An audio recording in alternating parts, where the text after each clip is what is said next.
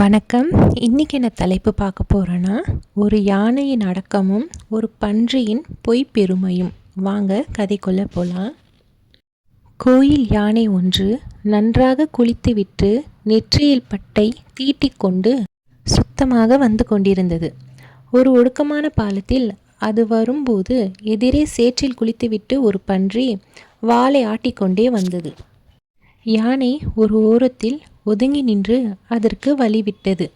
அந்த பன்றி எதிரே இருந்த இன்னொரு பன்றியிடம், பார்த்தாயா, இந்த யானை என்னை கண்டு பயந்து விட்டது என்று சொல்லி சிரித்தது.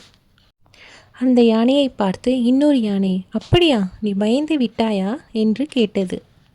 அதற்கு கோவில் யானை கீழ்கண்டவாறு பதில் சொன்னது. நான் தவறி இடறிவிட்டால் பன்றி நசுங்கிவிடும். மேலும் நான் சுத்தமாக இருக்கிறேன். பன்றியின் சேறு என்மேல் விழுந்து நானும் அசுத்தமாகி விடுவேன். இந்த காரணங்களால் நான் ஒதுங்கி கொண்டேன். இந்த கதையிலிருந்து உங்களுக்கு என்ன தெரிஞ்சதுன்னா, தன் பலம் பலவீனம் தெரிந்தவர்கள் அடக்கத்தில் சிறந்தவர்களாக இருப்பார்கள். நன்றி. இந்த கதை உங்களுக்கு பிடிச்சிருந்தா லைக் பண்ணுங்கள், ஷேர் பண்ணுங்கள், கமெண்ட் பண்ணுங்கள், சப்ஸ்கிரைப் பண்ணுங்கள். நன்றி. பாய்.